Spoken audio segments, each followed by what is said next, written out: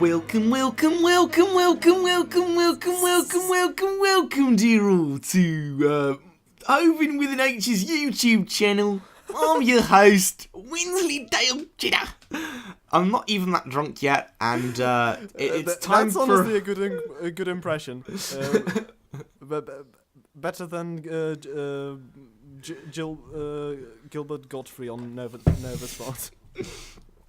I think I just do all Canadians like that, unless... No, I either do Gilbert Gottfried, like a southern accent, or... Yeah, I'm just not good at Canadian accents, basically. But anyway, today we're on a very special episode of Cast. It's not really clear if this is, like, related to the Stammer stream, or if this is just its own thing.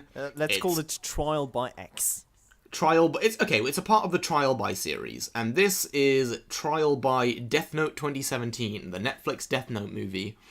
And for this one, we're adding a little twist. We're going to be playing a drinking game based around certain guidelines that has been suggested on the Death Note subreddit.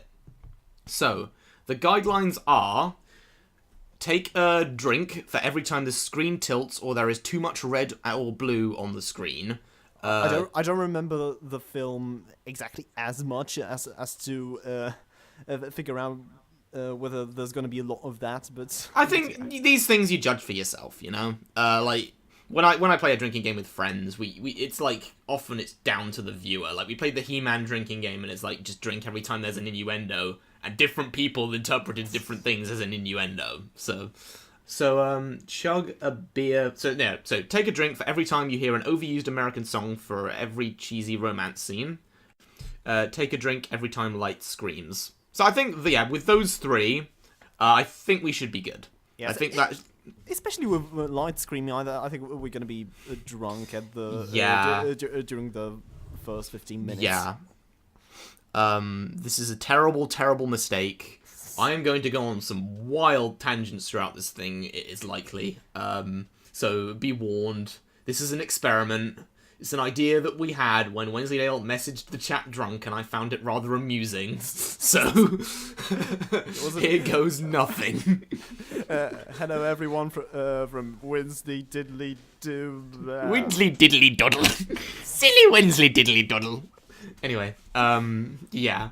So, I'm going to count 3, 2, 1 bananas, and we'll hit play. And like with Trial by Guilty Crown, feel free to hit play along with us, if you want to watch along. Okay. So, 3, 2... Actually, no. Why has it... It can't be bananas. This is Death Note. It's going to be apples, of course. Oh, okay. Right. Okay. So, 3, 2, 1... Apples.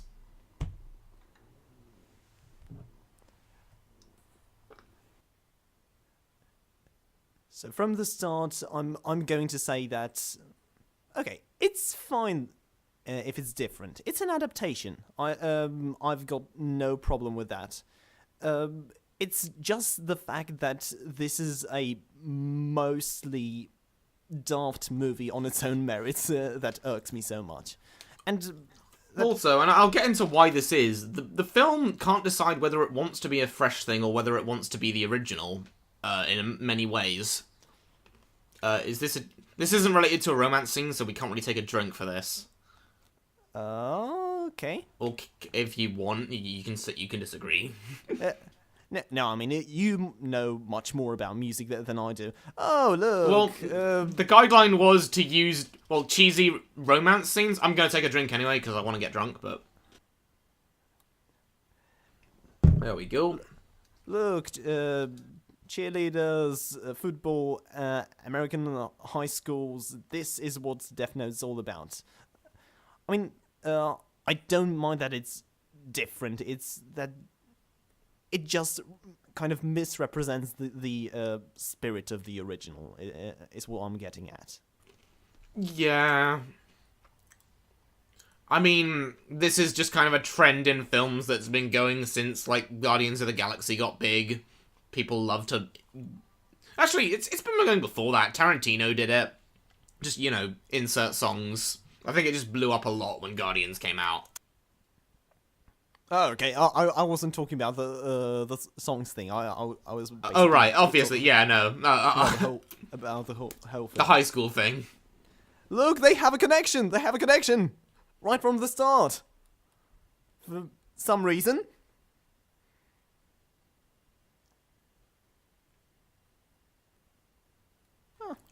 This font just makes me imagine the title being said in a really, like, high-pitched, excitable voice, like, Death Note! Oh my god! That was red and blue. I'm gonna take another drink.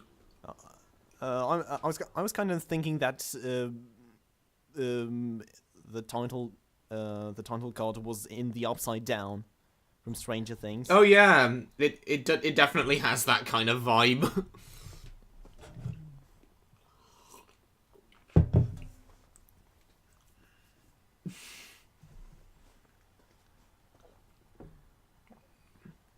Yeah, this very conspicuous looking gothy Death Note that you'd probably buy from a Hot Topic. Also, okay, so in the manga, was it just lying on the ground, or did? Okay. No, it was literally. It was drop like from it fell on the ground while he was in class. He saw it fall out of the sky, and he walked outside and picked it up after class. Oh my god, they beating up Kenny! You bastards!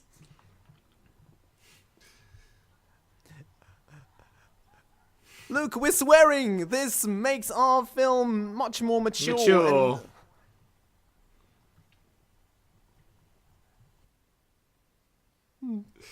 This scene is quite hilarious.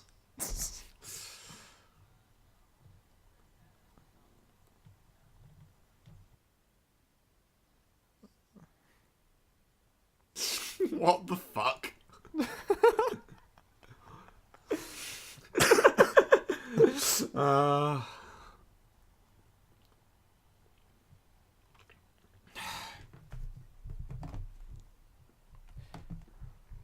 That's technically a screen tilt.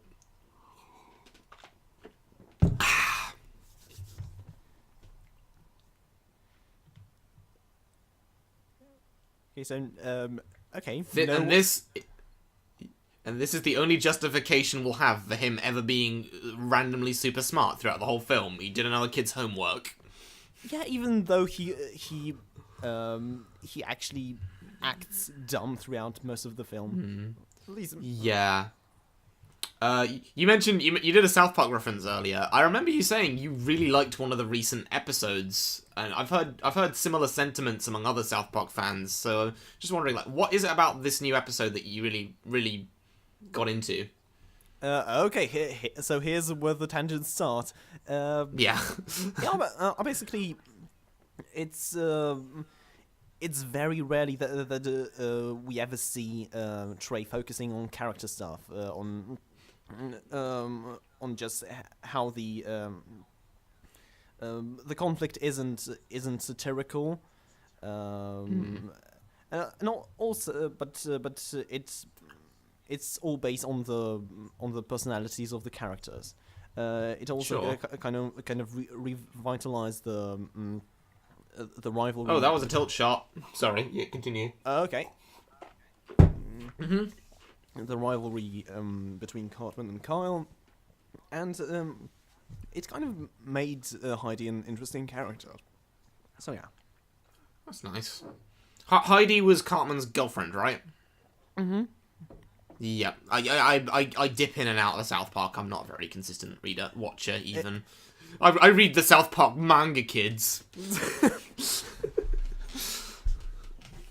Don't say you like the anime if you haven't read the manga. It's kind of interesting that since she got shipped with Cartman way before any of this started.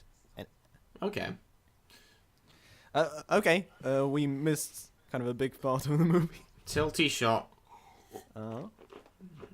Okay, I think I'm overinterpreting what counts as the camera tilting, but... Okay,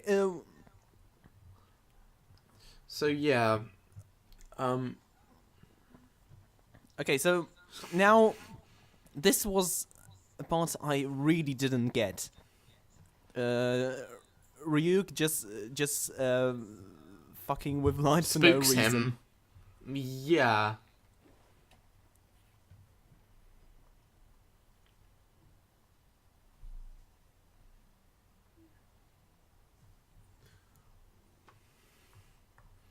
What?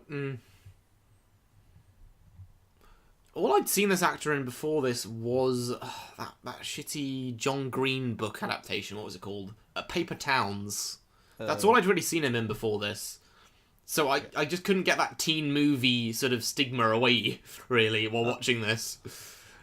I haven't seen him at all, but okay. I would not recommend Paper Towns. It's not a particularly good film. I'm downing my drink for this one. Even so, I've got to commend the actor because this was a perfect Usopp scream. It was. This is a very entertaining scene. I can't really fault it for that. Yeah, but I mean, it would make sense since in the Japanese dub, oh no, this doesn't count. It's L who has the same voice actor as Usopp, not Light. Oh bollocks! It doesn't work. So here's what I'm not gonna get. Okay. Right. Yeah. So Ryuk acts a lot. Okay, here's some throughout the bullshit. film. Why is the apple there? Why did he eat the apple? What's the point of that besides referencing the original? They never. Okay, the whole thing with the apple in the show was just, oh, you wouldn't expect to. Like the Death God is like, what's that thing? Can I try it, Light? And it's like, oh, he likes apples. That's weird. And like, you know, it's an established thing. It's just kind of a little quirk. Here they just kind of have him eat the apple, and it's meant to be like, oh, he ate the apple. Don't you know the original Death Note? It's like, come on. Yeah, and it also comes with a great backstory in the original. That they don't really have good apples in the Shinigami world, but yeah. Willem Dafoe's voice is nice. That is one nice thing about this film. I'll give. Yeah. I mean, it's nice, but Ryuk is nothing like he was. He's not a passive observer like he should. Yeah, be. he's clearly manipulating Knight to use the note and kill people. And kind of, it wouldn't be bad for Ryuk to be different from the manga, but okay, so this is basically a game for him, right? So what's kind of the point of the game is if he doesn't let Light act as Light and just manipulates him into doing the choices that he does.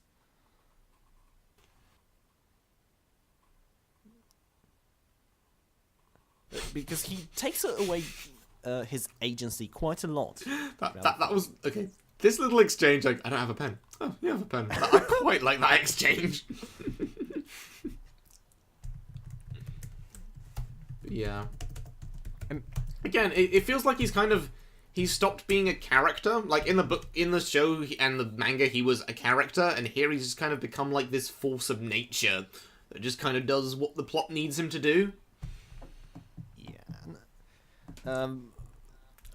Light is also nothing like his manga counterpart, and maybe it would have been better to kind of make it a different character altogether, just to avoid, if only to avoid the accusations of whitewashing. Okay. Still no news on. Oh, there was the camera tilting. Holy shit! Okay, I need to refill. Just do a healthy downing. I love Final Destination. Okay, then they killed Kenny.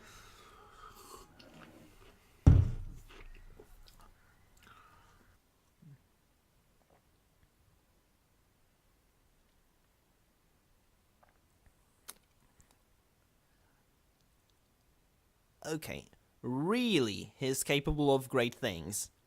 because all you've seen of him is that he's a weak-willed guy. He's not someone like the original Light who would just, you know. But Wensleydale has a clear goal. You don't understand. He did another kid's homework for him. He's a really special guy. He's a prodigy. Oh yeah. This makes him a potential candidate for the God of the New World. And here is the actor who I just know is playing cop characters. Because he was in Fargo Season 3 playing a cop. Oh yeah, and he was also in Agent Carter playing the oh yeah, he was! SA officer, right? He was in Agent Carter. Shit. I thought I recognised him when I watched Fargo as well. Fargo's a good series. I recommend it. It's also on Netflix, sure. I believe. And, yeah. I've watched it in a weird order, because each season is its own self-contained story. So, like, I saw the movie, a bit of Season 1, Season 3, and now I've started Season 2. But, like, the seasons aren't, and the movie aren't, like, related to each other. They're just thematically linked. So, yeah. I'd recommend all of them. In any order you choose. Okay.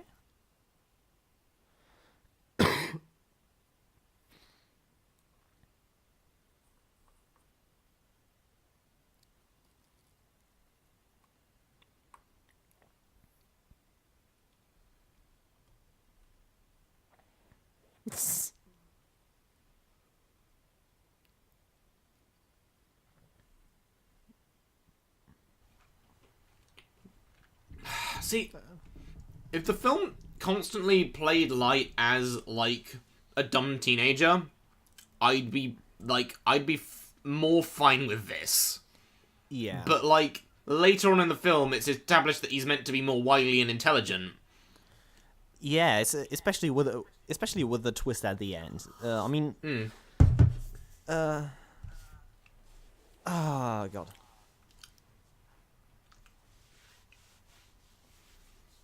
Gets an apple because we need the apple reference in there. I mean, it's fine as it's implied that he's trying to maybe attract Ryuk there. Or is it that what he's trying to be doing? This soundtrack definitely pulls we're seeing a new wave of soundtracks influenced by like Stranger Things with lots of synthwave. Like, this is definitely aping that. The new Thor film does a similar thing. Yep. Don't trust Ryuk. Don't trust Ryuk. So okay, so he is not your friend. If Ryuk's name is written in the note, then okay. Then why does he try to write Ryuk's name in the note later? Because he knows it doesn't work.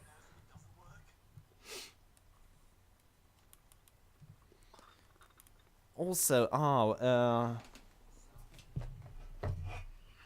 we've kind of missed the extended rules, but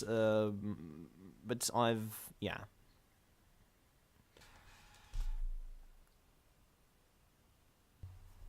Anyway. Yeah, we're really hitting home the apple thing, guys. It's like, oh, you hit an apple. Also, there's a lot of blue in this scene, so... Okay. Because this was always going to be a longer episode...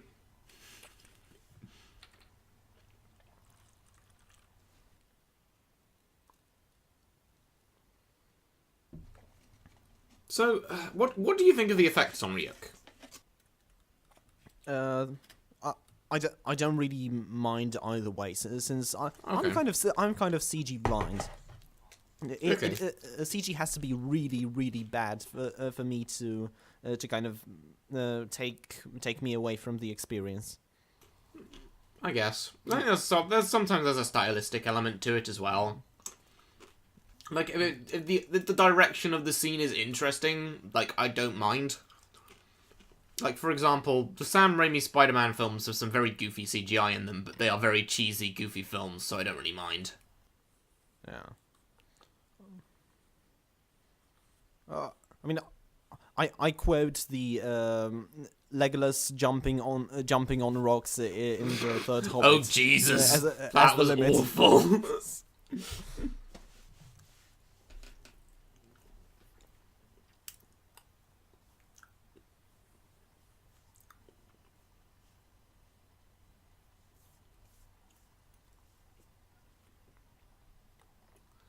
I fucking hate rules. It's not like the whole series was based around working within rules and regulations for a cat and mouse game. Justice. That's the thing. That whole line does sum up the ethos of this film of like, yeah, fuck caring about rules or developing like the ideas of how the Death Note works. It's just to have kind of a thriller. Yeah, Like like an action-packed thriller. Yeah, especially when we're gonna get to the Ellen Light chase scene later. Okay. So this version of Light has got basically Misa's backstory, right? He's trying to avenge the person who killed his parents. Yes. And this is kind of what do you think about Light's character in general and his motivations, since he has to take a few times before he decides he wants to how he wants to use the Death Note? As opposed to Again, I guess I don't mind the idea of like he kind of stumbles into it from a personal vendetta. Like that's fine, I guess.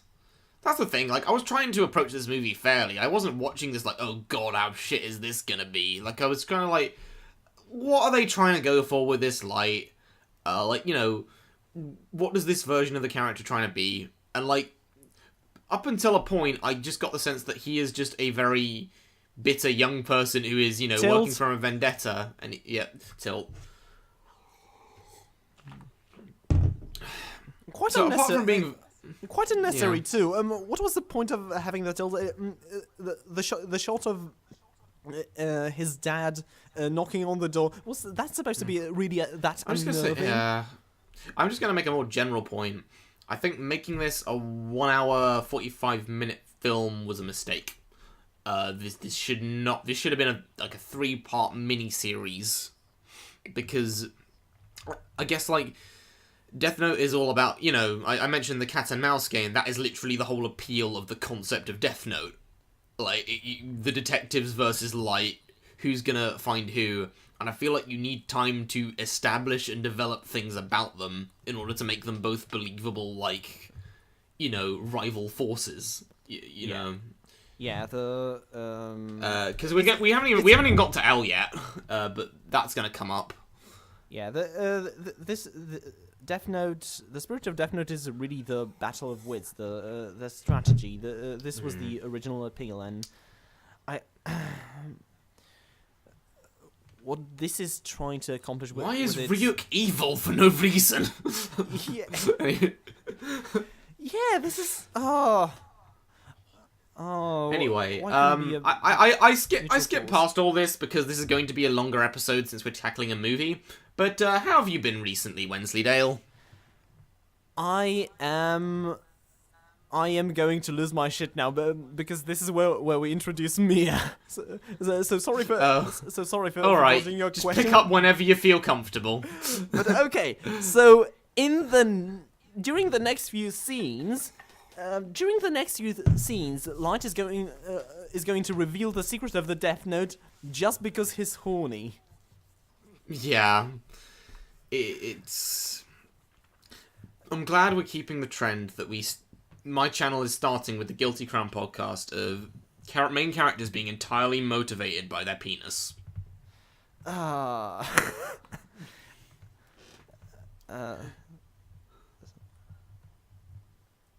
we're both stalkers. This is a perfect relationship, perfectly healthy. Do you think the film is trying to build them up as healthy? No. I guess I guess we are meant to feel bad when she dies at the end. Spoilers. Sorry, I don't have any regard for spoilers with this film, but yeah. Now, I'll put that in the description. Everyone's already seen it. Everyone's already seen it. I mean, I'm sure Grail will be very upset if he ever watches this episode and watches along with, and he won't. But yeah, sorry.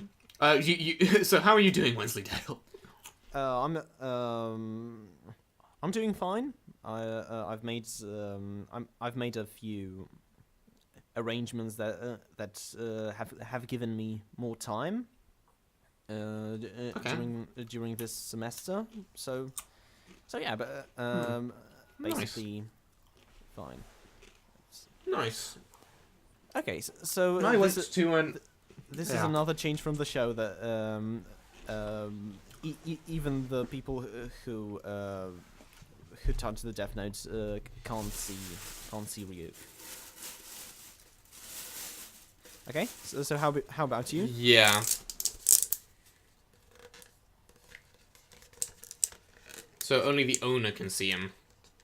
I guess it makes sense because they are simplifying the rules, like the change. Actually, this kind of makes things even more complicated because this rule is kind of easy to show. She touches the Death Note, she sees Ryuk Bush, but so I guess coming back to your earlier question, I don't think we really ought to be sympathetic, feel any sympathy towards me, since kind of the original Light's personality is split between Light and me here, and so she's supposed to be kind of the ed or the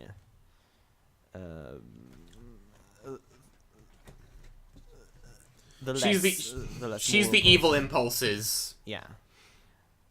And Light Turner is I'm just calling him Turner to differentiate from the original Light. So Turner's supposed to be the sense of justice that that Light had throughout the manga. Yeah.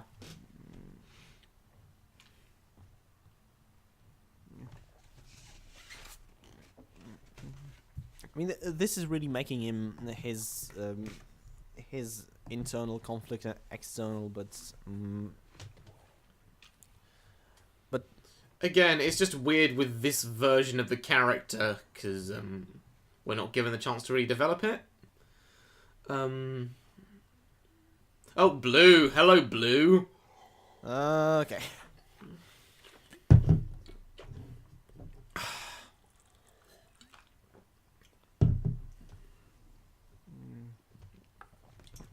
Oh, boo-hoo, everyone's got problems. Yeah. Anyway, I've been doing pretty well. I went to an anime convention today. It was a lot of fun. I got some cool posters. I got one from One Piece, which is like, cool. I think by Oda. It's like all of the characters kind of from Marineford, like the principal characters, as well as the Straw Hats drawn in all like sort of old-fashioned yukata kind of garb, which is kind of neat. I also got a Kingdom Hearts poster and a Avatar: The Last Airbender poster, so I'm pretty happy with those. Cool. I've seen your cosplay fix. Yeah. That's always a highlight of conventions, getting to see cool cosplayers. Oh, I also got a new figurine because I get those sometimes. So you did get that Yoko figurine? Yes, I did, because no one fucking stopped me. I tried to. She is lovely. It's a very nice, cute figurine. But yeah. Anyway, back to the riveting romance. You're not supposed to ask. Yes, who cares about consent? This is a great message. Yeah, yay, cool Death Notebooks bring you freaking, make your sex life explode. Yes, brilliant.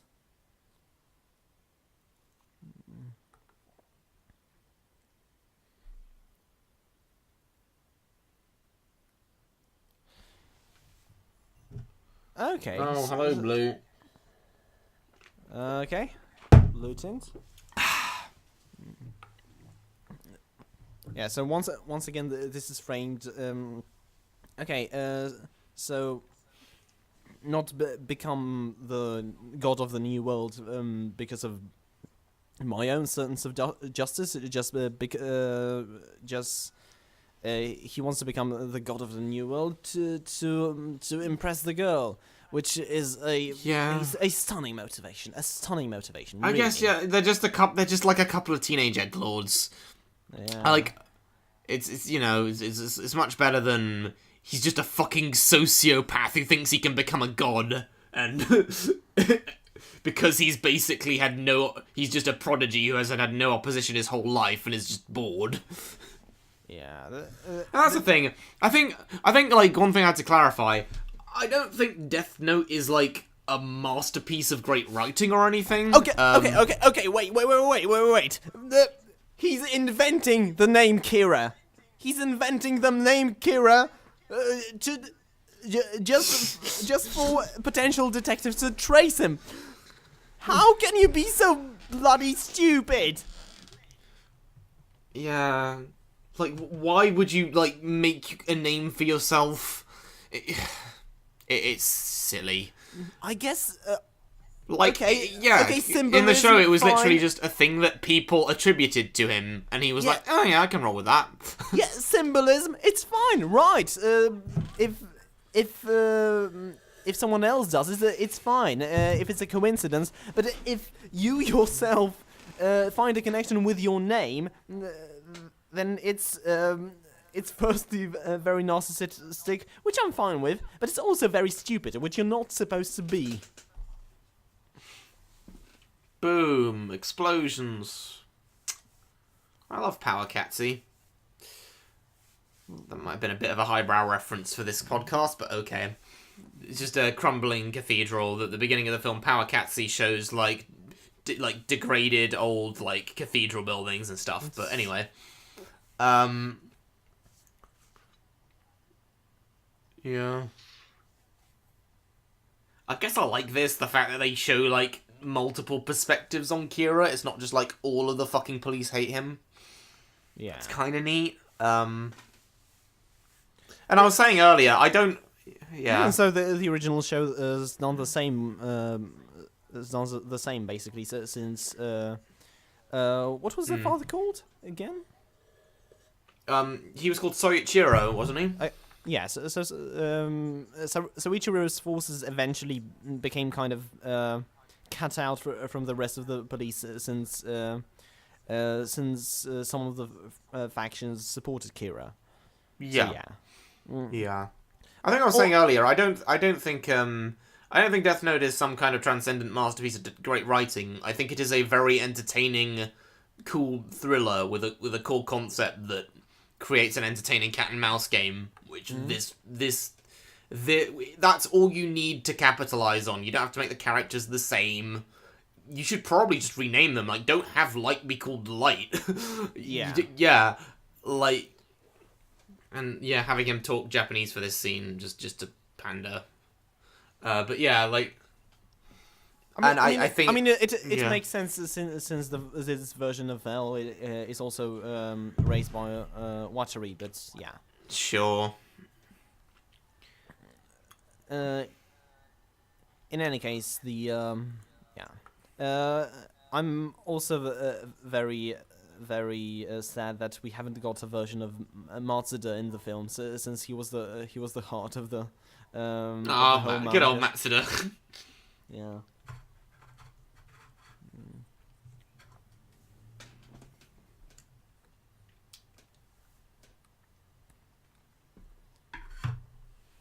So,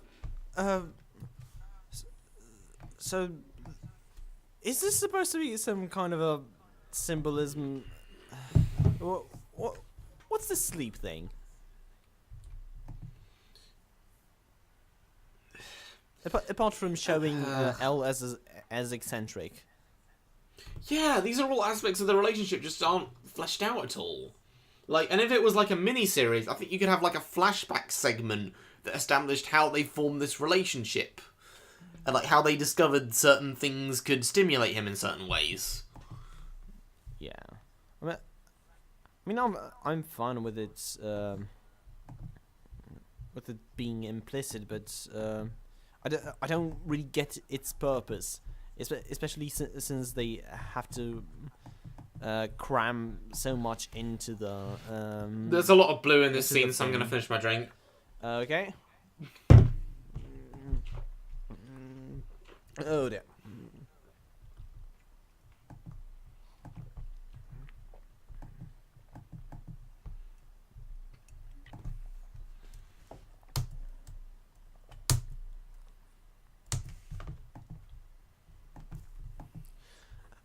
Okay, so the original Light makes sure to stay on A neutral, yeah, appearance. He Yeah. he doesn't make it known what his stance is on Kira that much. Maybe he does, but he never comes out as overtly in favor of him. Yeah, he's no more sympathetic towards Hira than Matsuda, for example. And here, here, he's bloody obvious. If as once the freaking accusation is cast on him, I can't imagine why this version of Soichiro wouldn't just, even suspect something.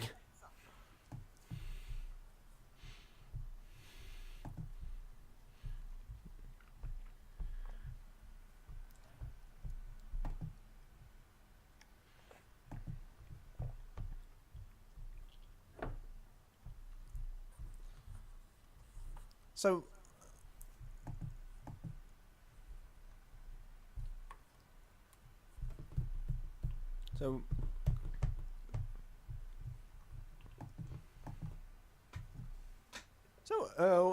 Watari is basically the same as he was in the manga, but apart from the whole sleep thing.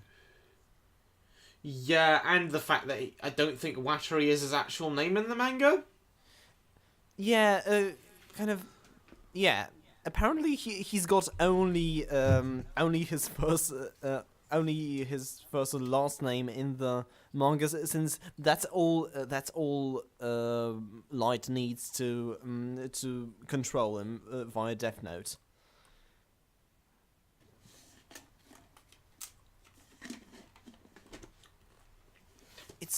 It's really weird that they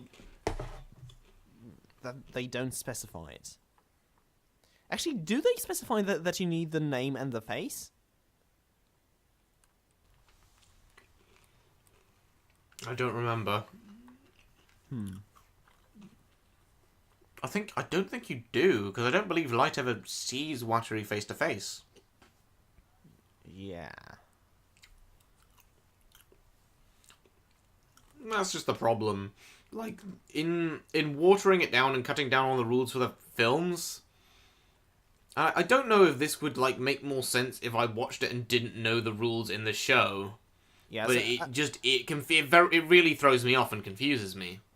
Yes, as long as it doesn't create any plot holes, then it's fine. But I'm not sure whether it does or not.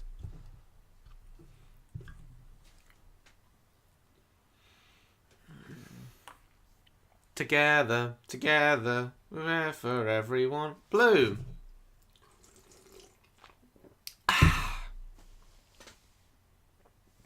Justice.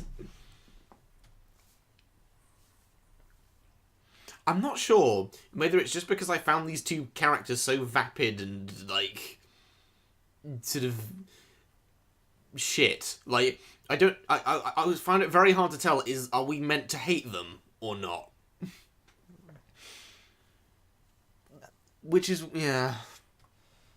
I think that's the annoying thing. Like, even if we are meant to hate them, I don't find them engaging.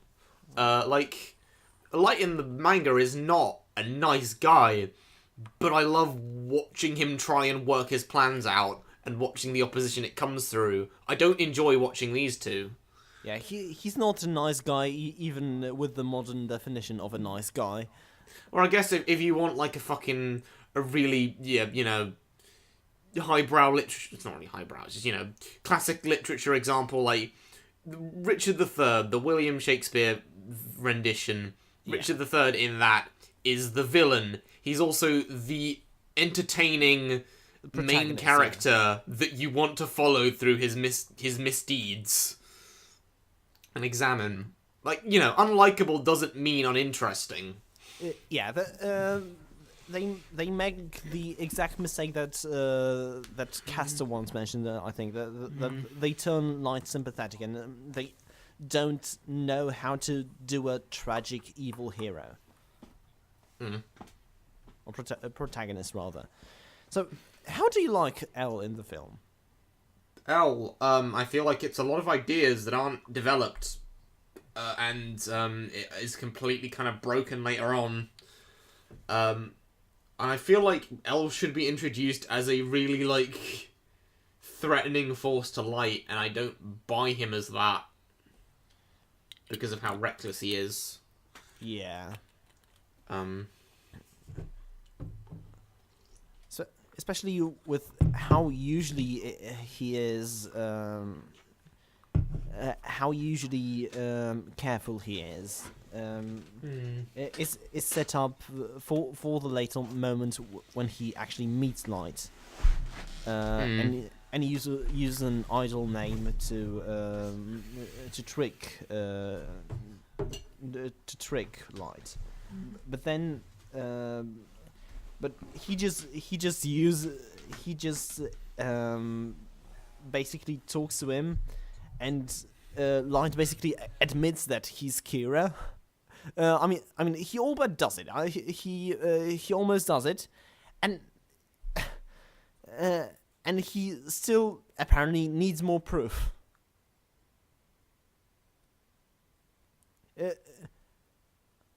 That was the time when I first watched this movie. When he met Light, that was the moment when I first said, "Okay, now arrest him. Arrest him. You have everything you need. Arrest him." Yeah.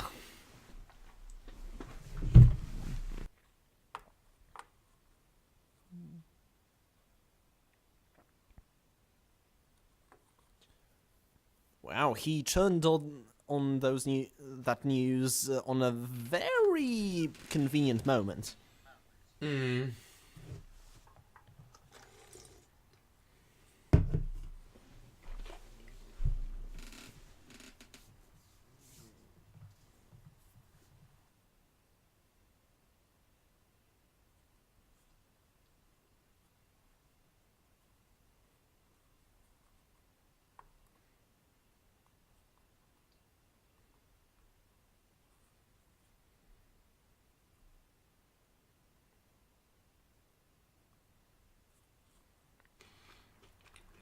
Also, I know part of the reason they're having him make this speech on live TV is to make it so that you identify the character with the actor and that he has more of a presence. But having him just come through as a logo and a distorted voice makes more sense if he wants to be a secretive detective that doesn't want Kira to kill him. Yeah, especially since, okay, so one of the reasons I really thought the original Death Note was going to be a great series was the Lind L. Taylor twist. So just freaking him revealing himself and tricking Kira the genius in a kind of genius way that's okay. So of course he would use a secret identity, and that's how he deduces the method that Kira uses to kill his enemies. And this version of L does nothing like that. I'm not saying that it's bad, but it's not really interesting. Yeah. I get that he's holding this press conference to make sense of to establish a rivalry between them, but what kind of conclusions? I might have missed something, but what kind of conclusions does he draw from that press conference when he doesn't kill him?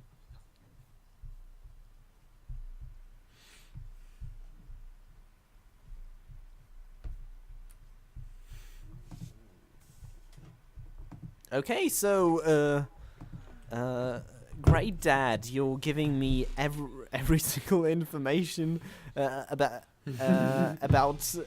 The case you're meant to be secretive about. Yeah, about the world's greatest detective. That's not suspicious at all that you're asking me that, my son.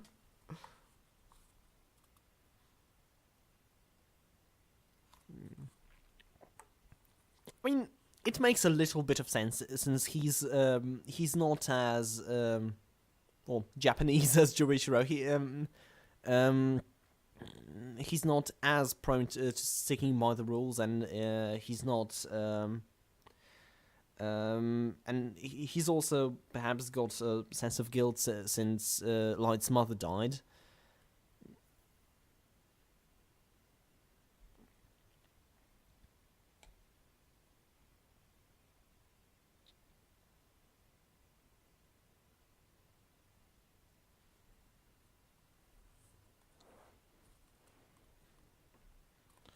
Okay, so this is the moment where the father, what's his name? So I don't know what the guy in this movie's called. So what this version of Soichiro is, okay, very inconspicuous dark glasses. Very nice, very nice. You're not drawing attention to it yourself at all. More blue.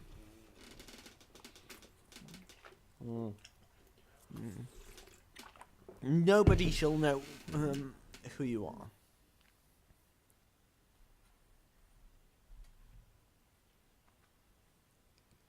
Yeah, I believe you absolutely about your imaginary friend.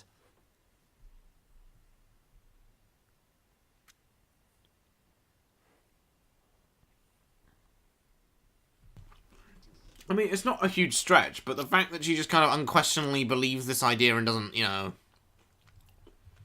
doesn't, like, have suspicions at all about it.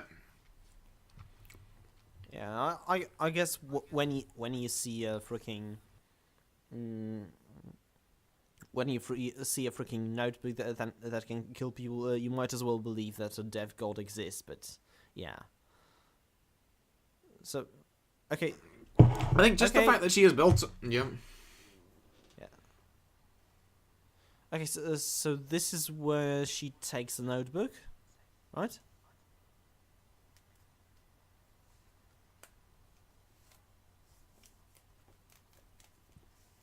Not sure. Apples. Yeah. Apples. So, when they started investigating Light, this was the moment something might have clicked for the father. That, okay, he was asking very suspicious questions that he... Tilty camera. Tilty camera. Okay, Dutch angle. Oh, Lord, are you trying to kill my liver? Oh, dear.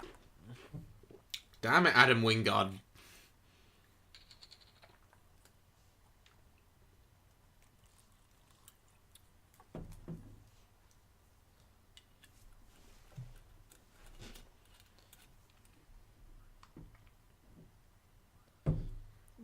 Oh no, not Agent Franks! He was my favorite character!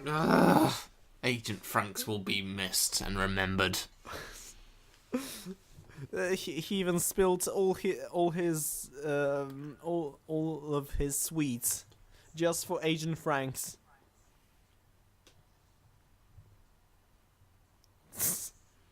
I've got to say, this is like one of the most underwhelming versions of a synthwave soundtrack as well. Okay, Also, I love the this is an insert song. the freaking Blue. Okay, I love the freaking sign that said you go up to go to the roof. Okay, wouldn't it be kind of obvious? No, this building is designed in a very roundabout way, in that taking the stairs down actually leads you further up the building. It's a very clever new design philosophy we're employing in these companies. Yeah, there are many actual rules in that notebook. So, okay, so maybe just tone it down instead of adding more rules, okay?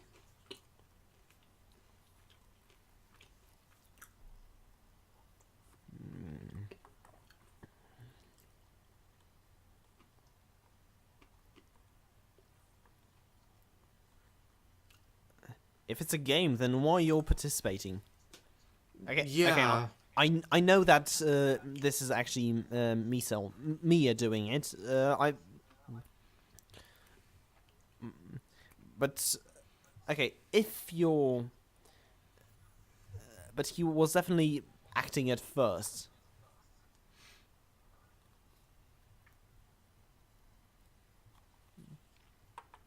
No, they didn't. No, they didn't. Someone wrote your a whole sentence containing your bloody name in the notebook.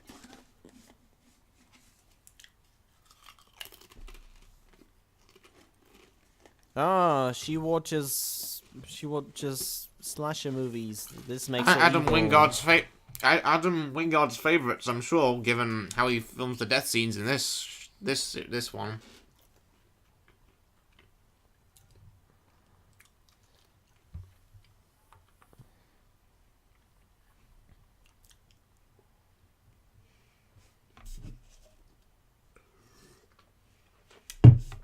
Okay, so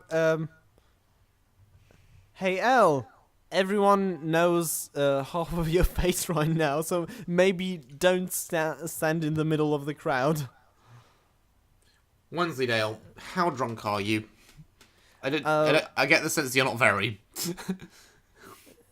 Not perhaps as drunk as I could be. Certainly not as much as me. Oh, I wouldn't say that. Why do you ask? I don't know. I get the sense that I am much more inebriated right now. But I guess that makes sense. I am typically a lightweight, even if I've gotten better over time. Okay, I'll try to drink more to maybe remain on the same level as you. We're at the halfway point. Let's take us home. Yeah. Okay. Oh, Dutch angle. Okay, Dutch angle.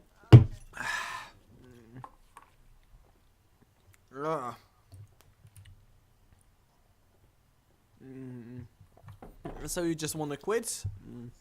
I don't know. Okay, so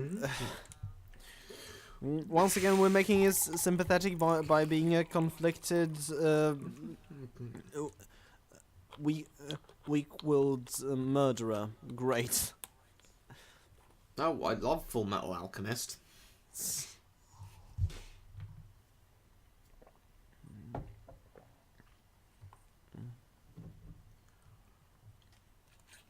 Oh, it's James. Okay, I've got a version with a sub, so...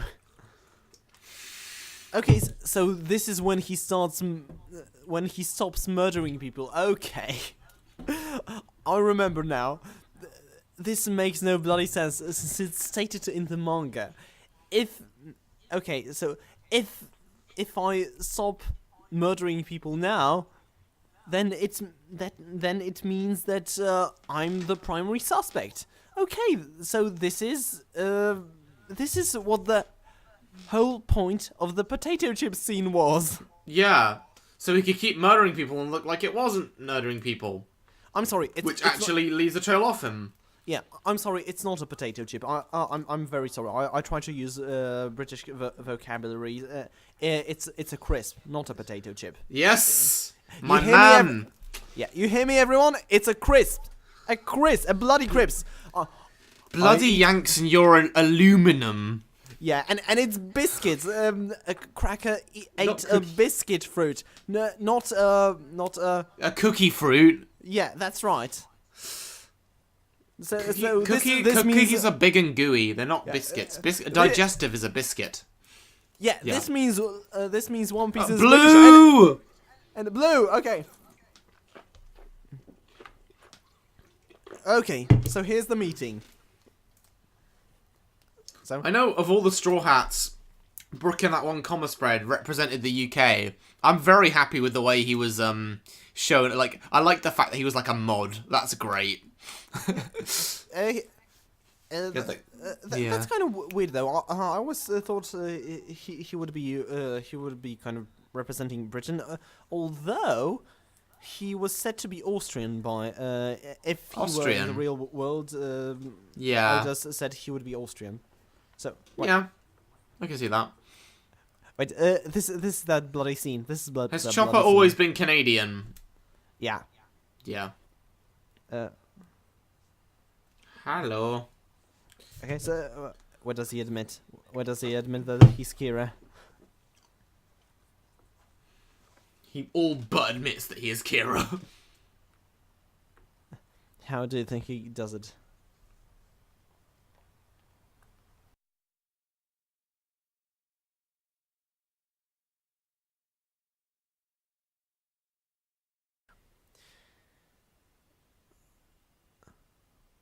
I don't exactly remember the way it was covered in the manga. Freaking. Okay, so if this turns out that Light is a really clever boy, and maybe I could use him as a part of my investigation team, exactly to turn to keep my enemies close. And maybe, okay, you've shown him his face, but I guess that this doesn't really make it anything worse in this version of the film. So why not? In any case, if Light becomes a part of the investigation team, then this scene has a purpose. If not, then it only makes things more stupid. Oh God. You think you're trying to be better than me? Okay, so you're admitting it. You're admitting that you're Kira. You're basically admitting that you're Kira. Arrest him. Arrest him. You don't need to talk to him. Arrest him. Arrest him, El. Arrest him. Arrest him. Okay. So you know that this is a game between you two. Okay, so why don't you arrest him? You have him as a primary suspect. You have the police on your side. Basically, everyone was Suichiro. No one is opposing you. So why aren't you arresting Light? Why aren't you arresting Light? Okay. I guess you're gonna let him off then. Okay. I guess that's the lives of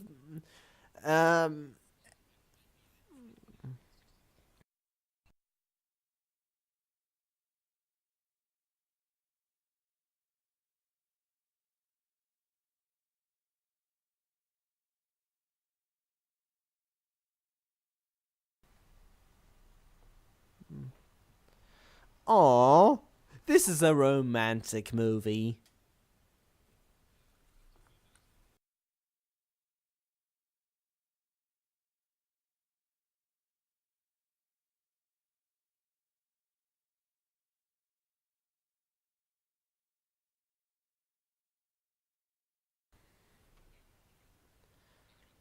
Yeah. Aww. I feel so cute. good. I feel so good for those murderers. Okay, so right, Watery. Or Watari. I still don't know how They're phonetics both in- close enough. I'm sure Watari is like the right way to do it, but the other way isn't wrong enough to be worthy of like anyone getting angry over it. Yeah, it's okay. It's a shame that they didn't keep the heart attacks, because it really made things more simple and made Kira recognizable. But yes, so oh god. Another freaking new rule. Only one name can be removed from the Death Notes by burning it. But if you burn the whole page and it has a whole lot of names written on it, then how do you decide which one gets removed? And you left him his phone number. You do realize that if Watari is found, then L has really an easy way to trace you, right? I don't know. It could just be me. Could just be like a wild theory, but I don't think the writers really thought this through. Oh, but that's just a theory. A game theory.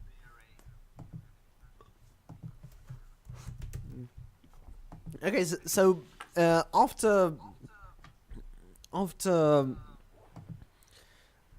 being controlled by the Death Note, so do the victims have any agency, or don't they? Because Watari seems to have it, since he wants to sleep, and Light has to convince him that he doesn't do that. Mm.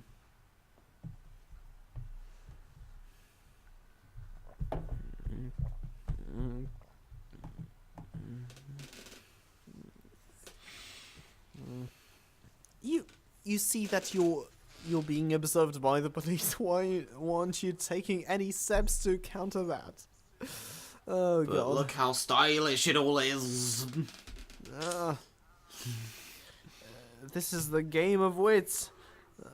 I am observing a bedroom. Yes, this is nice. Mm.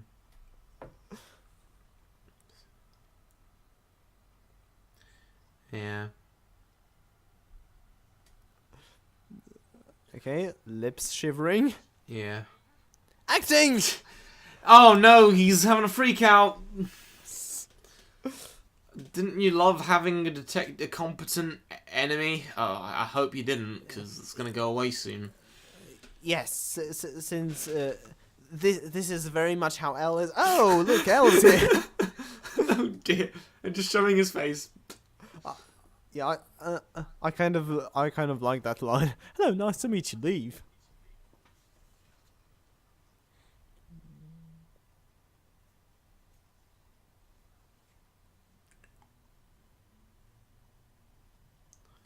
That's the thing. Like, I don't even mind the idea of L having a breakdown. I feel like if it was in some form of longer form series, even a mini series, and we had time to get to used to the status quo of him being in command and control, him having a breakdown would have more impact, and you could take time to justify it more. Yeah, and I would think that if he were to confront Kira like that, especially with James potentially defend him, he would have okay, he has backup, but he would have a team just enter the room with him. Okay. So, what is exactly the opposite of L, of the original L? Okay, so putting his life on the line, and making his appearance recognizable. Even if in the scene where he had blue and red, even though it's kind of a cheat because there's police, but okay. Okay, sure. Oh no, they're playing into the lighting. This isn't cheap. Forget what I said. Speaking of blue and red, my Yoko figurine is a very nice mixture of blue and red. She's kind of wearing a blue uniform thing. It's like an idol outfit, and her hair is red, and her shoes are red. It's a very nice color scheme. I really do have to watch Gurren Lagann someday. I haven't. It's a fun time. Don't expect something with quite as many like internal rules as something like One Piece, but it has heart, and that's what I like about it. And like I could do whole rants on like diatribes on why I love the show so much. Maybe if you watch it, we could talk about it or something. Yeah, sure. Maybe you. Maybe we could also do a series of commentaries on it. Why not? Maybe. So, okay. So, is this at the point when Mia has already taken the Death Note?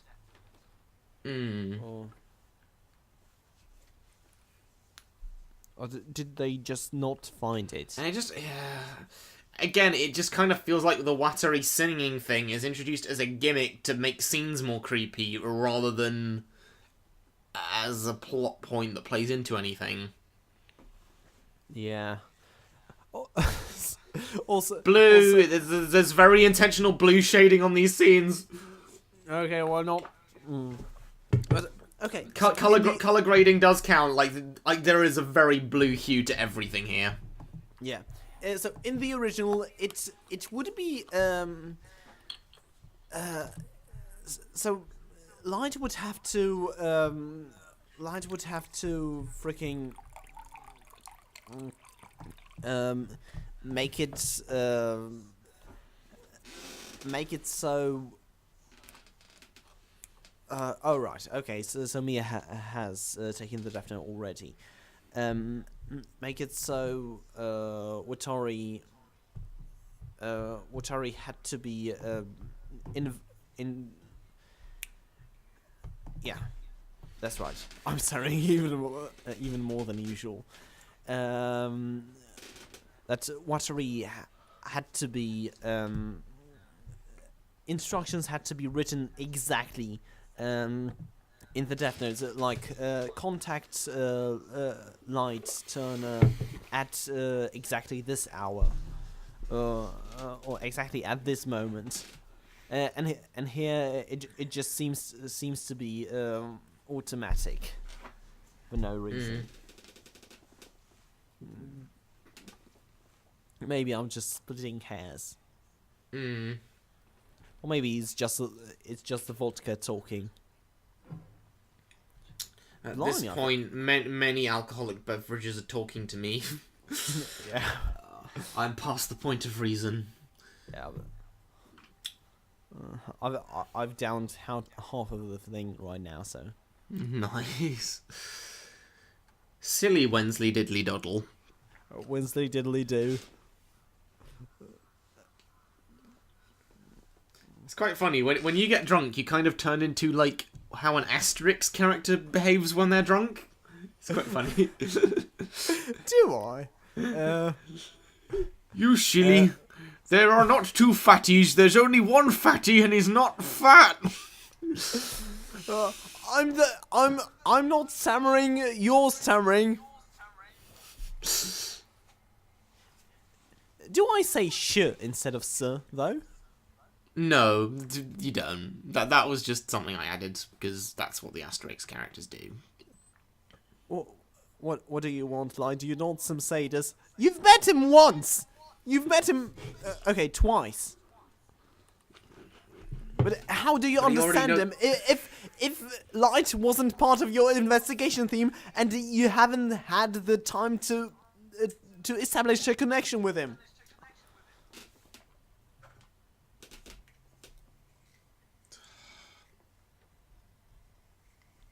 it's fine. You're a genius. You can maybe explain it through your freaking through the qualities. Pop song. We need to take a drink for this Oh, God. and for the blue. Make it big drink. Oh God.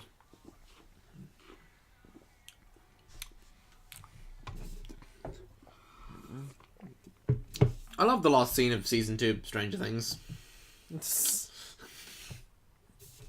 Yeah, it's nice. It's funny though because first, I've told my best friend that yes, season 2 didn't really conclude on a final note. It was more like teasing teasing season 3. Yeah. But then I didn't realize Sure. that I haven't watched the last episode, so.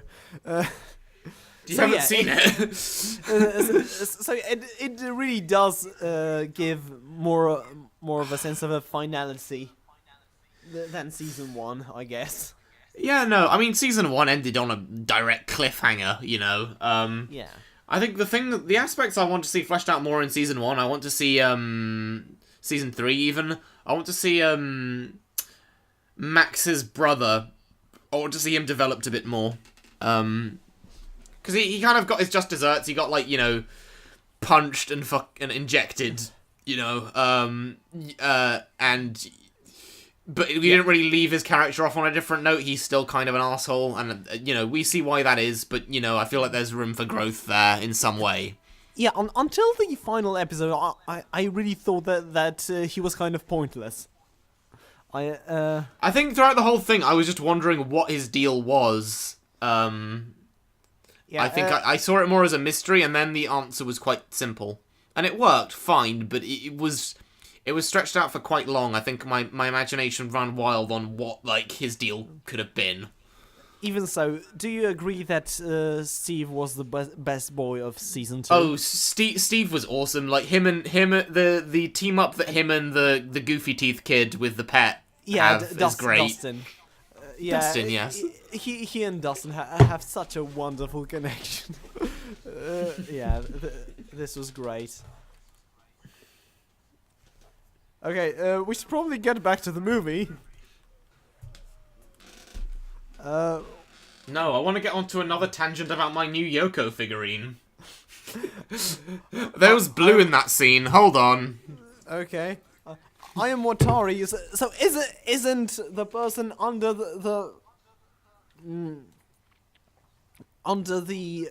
control of the Death Note supposed to be listening to the owner of the Death Note or not? Because if not, then what is the point? That's kind of another change. Like, they change heart attack to dealer's choice, where it's just a random death.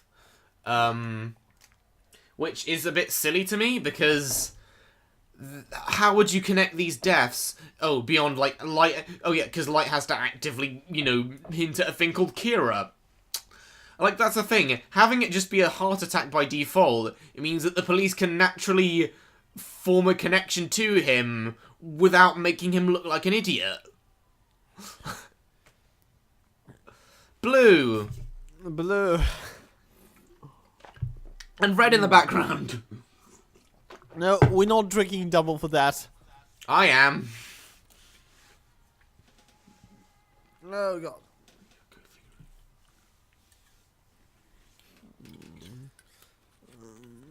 I'm gonna try to take it slow from now on. 80s song in a... I don't know, could you call it... I think this Reddit thread's definition of romance is loose, so I'm just gonna say cheesy 80s song. And I'm gonna take a drink for that. Mm.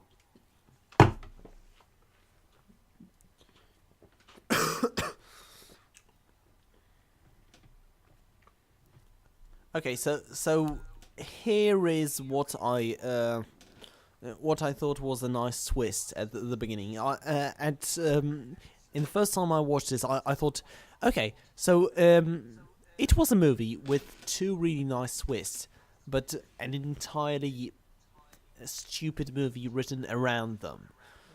And this was, Okay. I thought it was one of the few nice twists. But, Okay. okay, so, if you have Misa... So, why does Misa really need to hold Light hostage to become the owner of the notebook? Because she can still use the notebook while not being the owner. So why does Misa really need Light to hand her the ownership of the book? There is no stake in this. No stakes.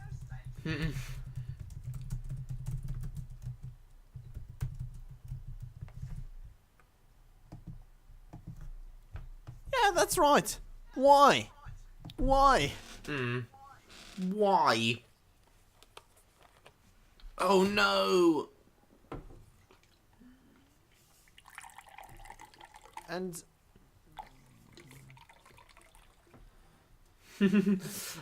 Fucking rules. Ugh. Why would you want a series based around that?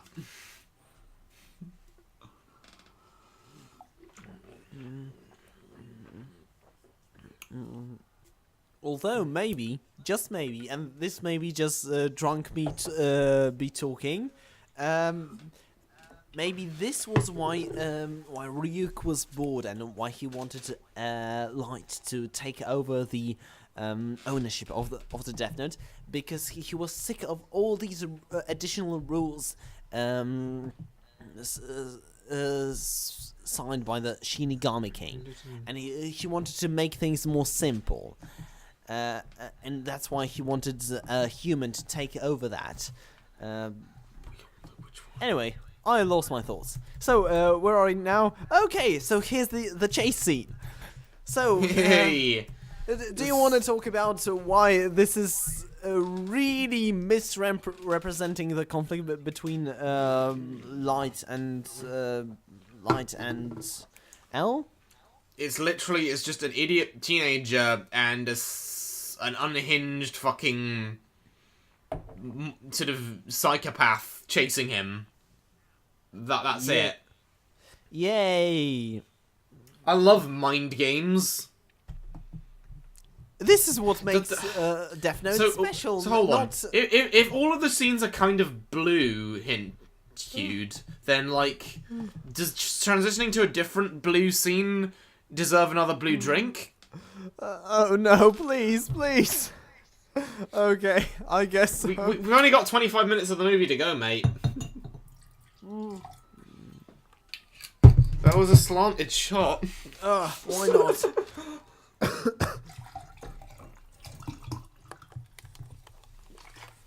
They're coming after you.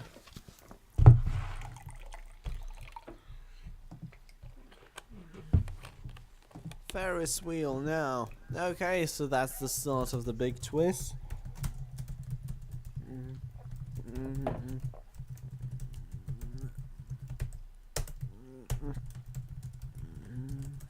And I really have no sense to talk about the final twist at the end, but Yeah.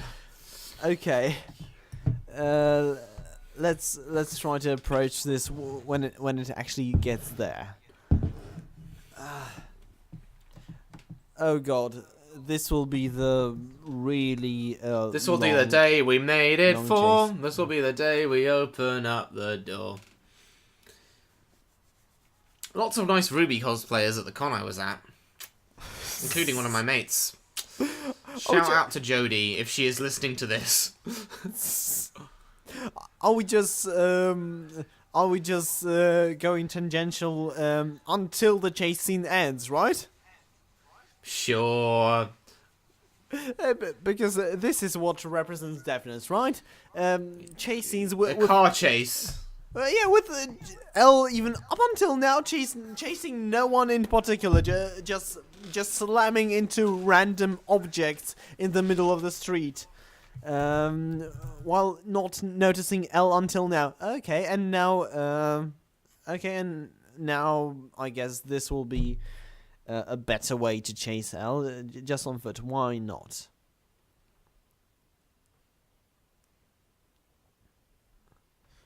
Uh, uh. Does this count as light shouting? Yeah, it does. Okay. Okay, cool, yo. And a slanted shot. Sorry, liver. Those were a few shots right now that L could have a clear shot on light, and why he didn't take it was only my guess.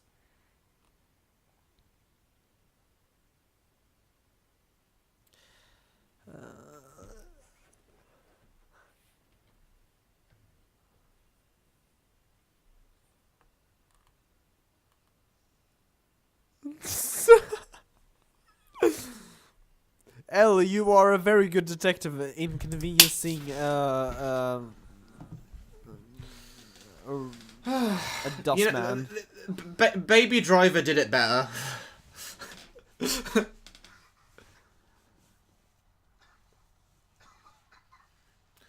For that chase scene had energy and a rhythm to it. This is just meant to be. I don't know what this is meant to be. This is stupid. Oh my god, just get to a dialogue already! That's the thing. Baby Driver was always set up as a chase movie, so I don't mind that movie has car chases in it. But this wasn't. Oh, but here's the baby.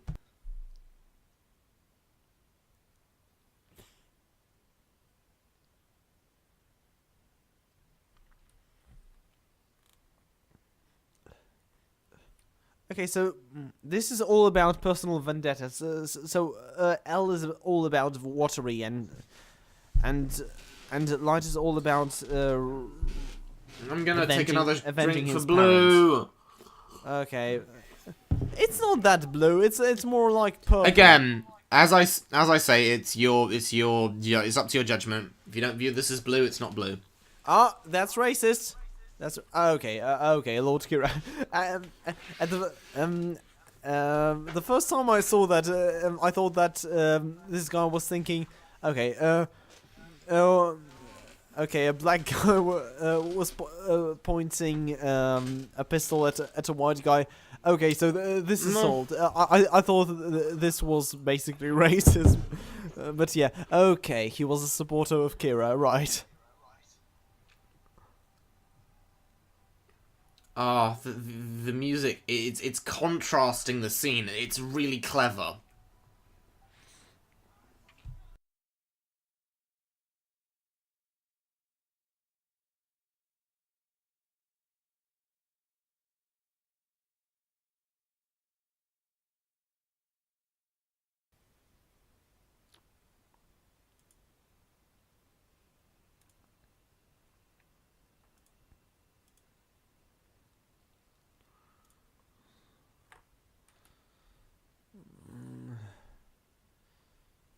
So if you hit the controls, wouldn't that stop the whole Ferris wheel from working?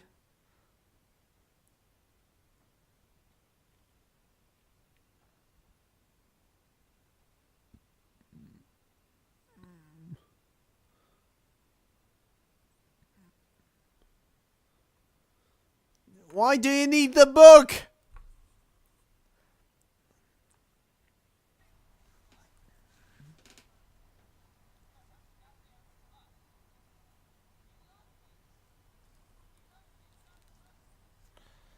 Because this was always a love story all along, right? Right, Milo? Yes. Right?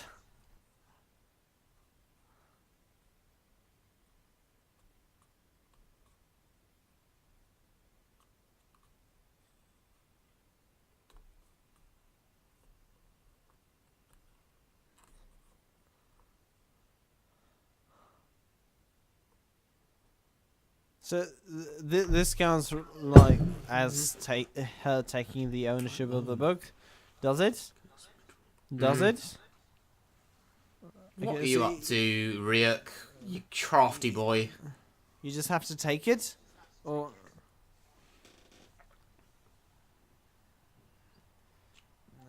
now he writes her name on it. Okay, why not?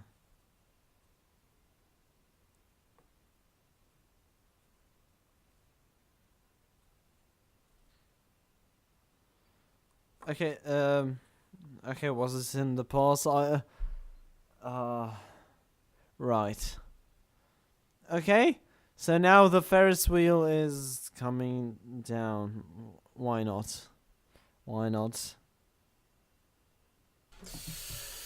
I'm not sure if I'm in the right state to make This note of this. is the sort of thing that was missing from Death Note.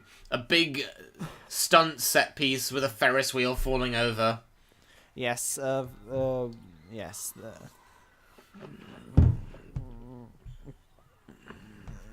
Yes. That's Ferris note for you.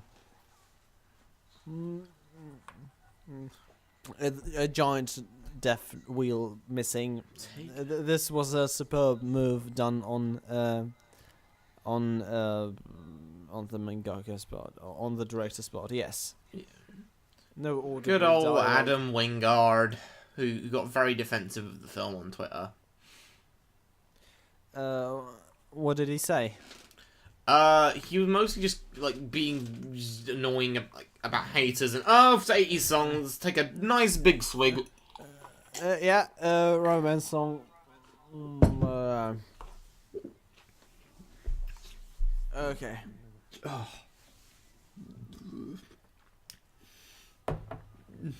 This is so fucking stupid.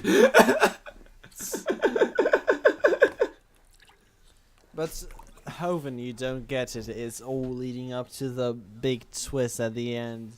That's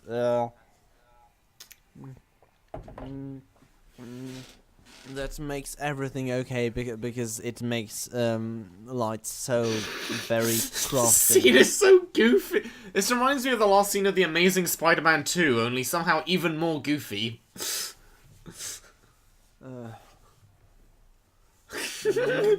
Wait, hold on. I need to get the image of that. Explosion of flowers.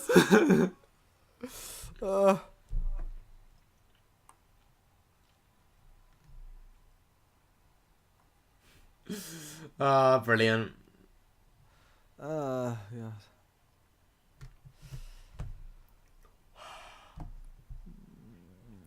I had to go back and get the police officer's reaction for a comedy tweet. Okay, so Mia is dead, right? And so, did you know that apparently there are plans for the sequel? I looked it up before checking this out. There still hasn't really been any news on a potential sequel. Like, the last we really saw of it was, if plenty of people watch this version, they're gonna make one, and this was back in August. So, Yeah, there hasn't been any news on a sequel since then. Yeah, I basically saw this one. And, I don't think they're gonna make it. Yeah, I don't know, the fact that they've been holding off on it so long and that this has had such bad reception could lead to it not. So Light's plan basically hinges on the note that in the Death Note, his page would be written separately on a different page than any other name. Otherwise he would just perish. Because it could be any other name that was intended. How would the note recognize?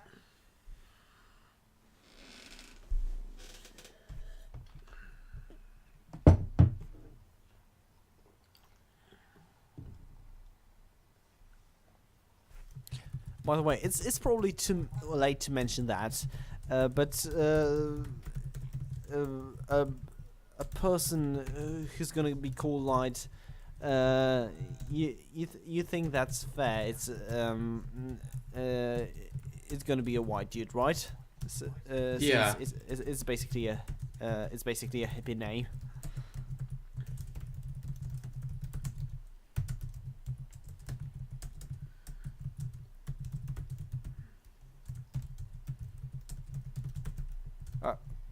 Okay, wait. Is that? Okay, is that? Okay, I missed that scene. Fucking hell. What are you up to now? Wait, was that L? Was that L handing him the Death Note back?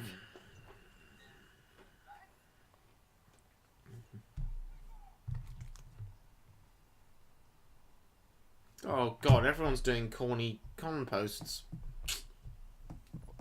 Oh, what are you doing right now? I just finished with the podcast. Sorry, I'm very easily distracted when I'm very drunk. I am focusing on the film as well. You found it. There's. I'm just gonna drink for blue because I just want to drink. Okay, Oh Blue. no, Mia, no.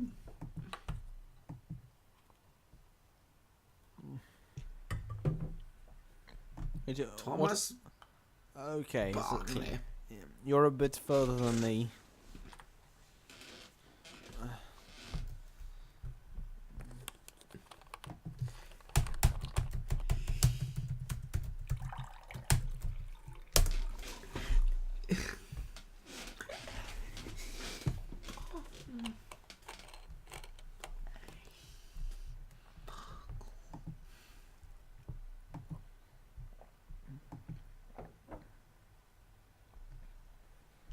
Okay, so here's the wonderful exchange with the father.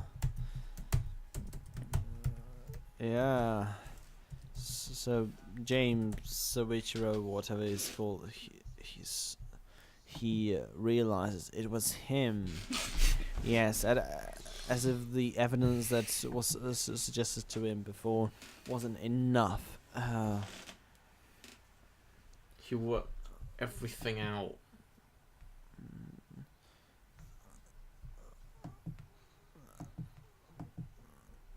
Okay, so the Oh, another 80s song. Woo woo. so the revenge accident that I'm gonna That do a was- shot. was acknowledged by him at first wasn't included in Kira's crimes, right? Wait, what? You right. Really? Really? Really? You didn't figure out that it was Kira?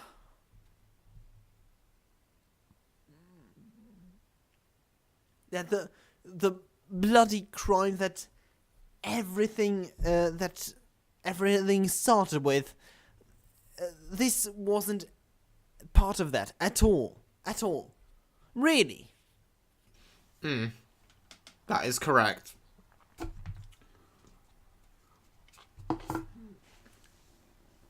So yeah, this is what I was mentioning and alluding to earlier about him suddenly being really, really smart at the end, even though the film didn't really, set him up as this at all. He just did all the kids' homework.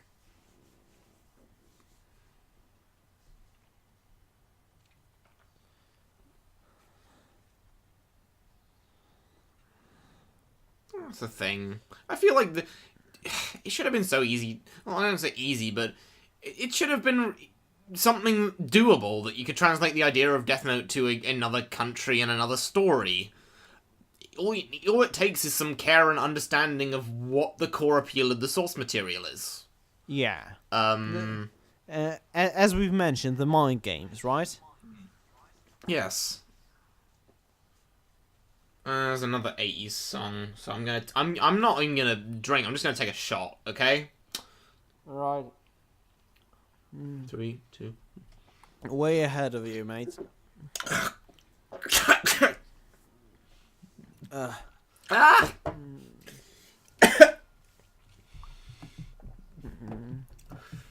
Die instantly.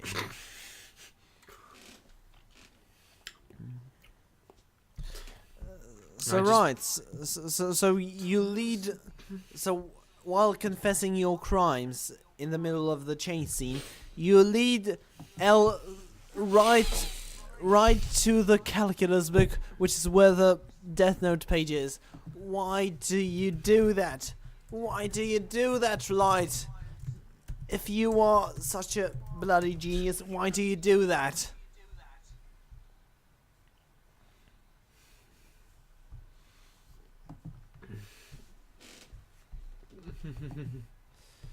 And now he's laughing. Just why was this song needed in this scene? It's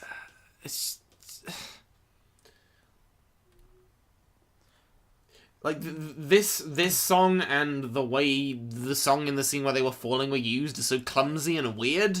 But Milo, you don't get it. It was all about the power of all along. Is it ironic? And this is the last fucking thing in the film. Thanks, Ryuk, for not being a character and just kind of being a wily fucking thing in the corner. I mean, it was what he was in the original, but just the thing that he wasn't neutral in this conflict, it was. It kind of ruined it. Yeah. So, that's Death Note for you. That's Death Note 2017. So, Milo, what did you think? I mean, we all know the movie isn't very good, so it's not like I'm breaking new ground and saying it's kind of shite, but yeah, it's kind of shite. Doesn't really know what it wants to be, isn't a very well-realized version of the kind of thing it's trying to be. I'm both kind of curious to see a sequel, but happy if it never happens. Yeah. I don't really care if it doesn't ruin the original for me. So it doesn't. I went back and watched some episodes of the original and had a very fun time with it. It's a very campy show, and that's part of the fun for me. Yeah, but also, just the fact that the fact that they're using outtakes in these credits is very tonally jarring. Like, why? Yeah, it's not really.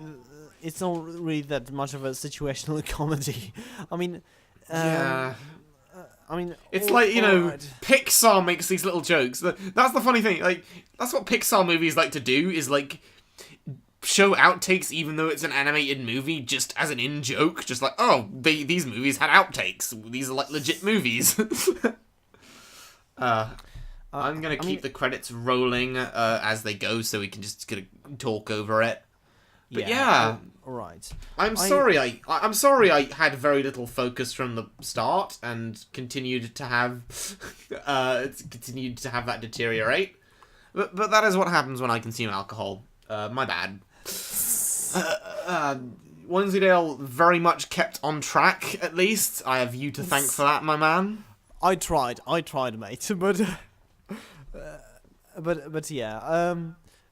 Maybe for Polish standards, I am a bit of a lightweight, but I try. I guess Polish standards are better than English standards.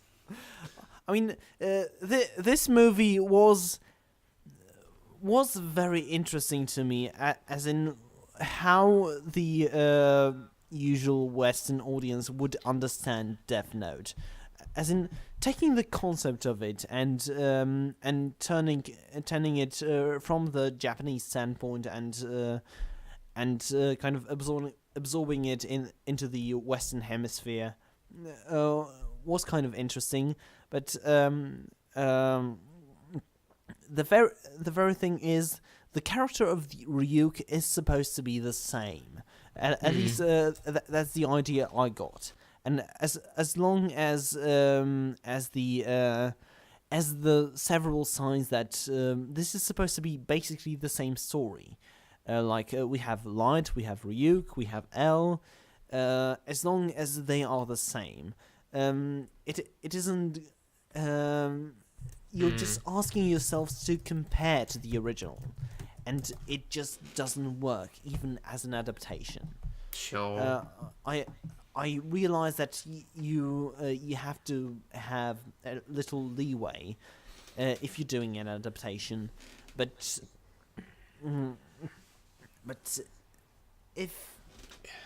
yeah, as you said, the doing nothing new that is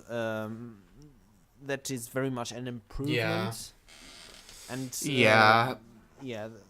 the exploration of the new rules just complicate things. If this were a series, then I could see it working.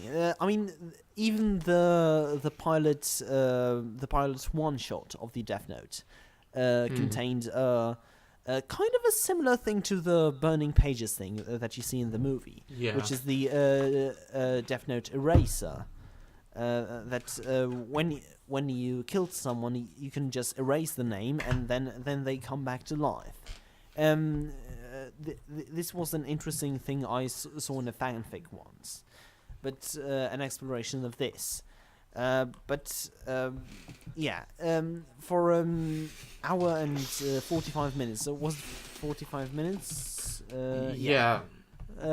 40 minutes movie. I don't think it worked as well, because you'd have to simplify things as much as possible. And even you added new rules, which made things a bit more complicated. So yeah. Yeah, I agree with everything you just said. I am going to go on a completely separate tangent, because you've covered everything I wanted to really say about the movie. You know how I've mentioned how I have a flatmate who is very anti-Usopp? Oh no! Don't try to get me into this conflict. It's okay. I'm not getting into the conflict. He goes on about Usopp's too wimpy. I've recently been rereading Alabasta, and it's gotten me really, really, really triggered about that opinion because the Chopper Usopp fight against Mr. Is it Mr. Four and Miss Merry Christmas? Yeah, that's right. He puts himself on the line so much and goes through so much, so much pain to get that fight done that it's just really annoying to me when people just kind of look at the surface elements of his character and think, oh, he's too wimpy, when, he's just a regular human guy. I know, right? In every single battle Usopp has, he advances in his character development so much. In the first fight against Chu, he freaking just realizes that okay, I treated it like a child's play before, but being a pirate is kind of makes things that I have to be responsible now, right?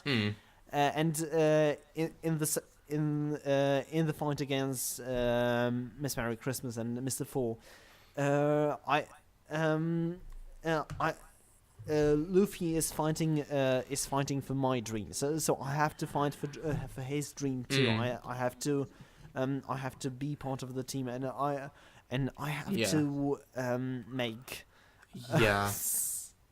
Okay, the film's ended now. It's okay. We can keep talking. This whole arc throughout Water 7. Not only is it about him kind of reaffirming his self-worth within the crew, and feeling like it's gone when the ship is gone, but it's him not really accepting Luffy as a captain. He views him more as a playmate, and the arc in Water 7 has him come to view Luffy more as a captain and a leader. Yeah, precisely. And you get that, that's hammered home later on in Punk Hazard when he has that big speech about him at the end. And even him just establishing his role in the crew, which was very much fluid before that, as. Not only as the general handyman of the crew, which became kind of redundant as Frankie joined, but as the inventor, as kind of. You know what I really admire about Usopp is that he becomes the audience surrogate, but he retains all his characteristic, all his personality, because the audience surrogate in most of the series really is a bunch of traits that are very generic, that the audience can identify with, or just a blank slate. And Usopp has most of his characteristics, but the sympathy you have to, but the fact that you have to sympathize with his weakness, just makes the audience surrogate altogether. Do you know what I mean? Or Yes. No, You're completely right. You're completely right. No. I completely agree. He is the most relatable and human character in the whole crew, and he's the grounded position that you can view all the others from. Not that that's necessarily necessary, but it's a nice addition to have. Yeah. I completely agree. Pretty much. Yeah, of course. Anyway, Death Note. We've been on a series of tangents. Death Note, which ended in a One Piece rant. I guess I'll just bring it back around and say I really like Yoko Littner from Gurren Lagann. She's really hot and also one of my favourite characters ever. I love her. She's great. Probably in a different way to how you love Usopp, but that's fine. We all have different ways that we appreciate characters, and that's all right. Yeah? I mean, Hanekawa is also nice. Thank you. Yeah, she is my number one favourite. Hanekawa is great. Yeah, I've noticed. I've been browsing through your Twitter. I'm glad you agree. I mean, I haven't watched the series yet, but I plan to someday. Maybe this could be the next series we could do videos on. I don't know. I've marathoned through the first series with my friends before. We're just kind of throwing out ideas for what we could do commentaries on. It's cool. But yeah, Hanekawa's interesting because in the first series, like, while I was very drawn to her as a character, she is also quite flawed and very petty in some ways. And as the franchise kind of goes on, she gets fleshed out beyond that, and it's really nice. It's nice to see characters kind of, grow out of their roles and become something different, and that's just it forms a real connection. Yeah, I get totally what you mean, but because that's the same way I enjoy Usopp as the in another manga he would usually be considered just the comic relief of the crew. Yeah, I mean, you've always told me you don't really believe in the idea of a comic relief character. Yeah, but in the same way, he just goes beyond that, and in the same way, I enjoy Bakugo as the he's the bully character, but he gets his character developed beyond that. Yeah. I mean, we got another example. We've kind of disagreed on is Ronaldo from Steven. Not Ronaldo. Ronaldo we also disagree on, but that's not the example I'm going for. The Lars from Steven Universe is the one I'm thinking of. I like the way he has developed, and I'm fine with the character having flaws. I think my problem with him was that he was very stagnant for a long period of time. That was my big issue with it. Like, once he did develop, it's great. It took a very long time to get to that point. It's personal preference, I imagine, but because it's just Rebecca Sugar's way of slowly building up. That is the thing. I have mixed feelings on the way that the Steven Universe is structured. It very much goes for kind of the structure of a comedy show, but as a drama action series at times, which sometimes clashes. Like, there are points where it feels like characters regress, and there isn't much progress made. So anyway, this was the Death Note. Yeah, this was the Death Note podcast. In which Wensleydale got pretty drunk and Hovin got totally smashed. and talked about his waifus. I think we're drunk on a pretty much even level. So yeah. Anyway, thank you very much for watching. I hope you got something out of this. To be honest, I'm kind of glad for the tangents because I feel like this movie has been talked about so much that we needed something new to bring to this. I'm gonna drunkenly attempt to try and piece together things. So, if you want to watch this on other stuff and you haven't seen the Stammer stream for some reason, go check that out. YouTube. youtube.com/Wensleydale Cheddar. Is that it? Or is it Wensley Cheddar? I'm afraid we don't have a custom URL name. Okay, just look up Wensleydale Cheddar on YouTube. You will find it. Or the Stammer stream. I'm sure you'll get it to it there. Follow Wensleydale at Wensleydale. Wensley Cheddar. Is that it? Wensley Cheddar. That's right. Just Wensley Cheddar. Follow me at. You don't need to tell me. I don't need. Okay, Hovin with an H, but you probably got to this YouTube video through that app, so you know. In addition, follow Jonah. Jonah Left Snow at Jonah Left Snow. That's Grail at Grail9. Grail at Nuclear Android, because he also has another account, but he lost his password, and Casta at Casta UK, but he doesn't post anything. But never. Yeah, I don't know. Just do it to be nice. Just follow him. Just follow him for the goodwill. You know. Why don't you follow Casta? He's so nice. Maybe he'll nice person. Maybe every once in a blue moon he'll check his Twitter feed and be like, oh, some people gave me a follow. That's nice of them. No, sorry, that's not the Pegasus word. How nice of them, Yugi boy. And yeah, you know, my YouTube, we do Trial by Guilty Crown. You go to Wensleydale's YouTube, we talk about manga, we talk about One Piece, more My Hero Academia, Promised Neverland, Dr. Stone. I also do South Park reviews. He also does South Park reviews once every now and then. I'm hoping to see one of this new episode since you're so enthusiastic about it, but you know, no pressure. Do whatever you're able to do within your schedule. I still have to do my season 20 review. So recap, yeah, it's hectic for all of us. I've got so much stuff ongoing that. Yeah, it's a mess. Just don't visit our One Piece RP forum, but in case you wanted to, it's One Dream Adventure Reborn, odar.conforums.com. Watch out for Stavros. I should not have said that while drunk. Sorry, Stavros, I love you. I don't actually talk to you much. You probably don't even listen to this.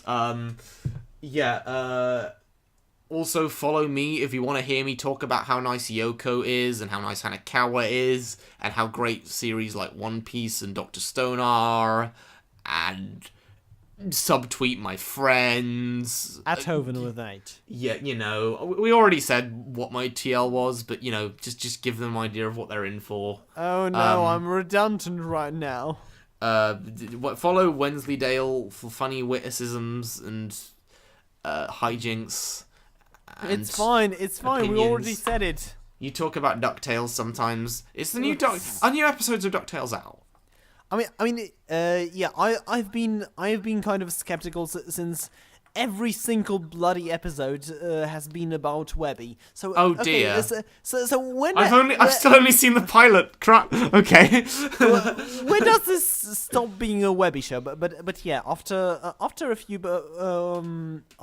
episodes, it stops being about Webby. But it's the focus still hasn't been on Scrooge as much as I wanted to. So it's weird. Like, I only ever occasionally, because I'm such an anime guy, I only occasionally duck out of it into like into Western cartoons. So it's like, whoa, okay, stuff has happened. It's like, oh, there was another Steven bomb. Fuck, I need to watch that. Duck out of it. It's funny the because pun was unintentional. The pun was unintentional. Anyway, I think we've rambled enough. This has been a nice post-amble. I'm glad we had this. But we should probably wrap things up. So, we should probably have one of these drunk streams every once in a while. But we should probably deny that once we're sober.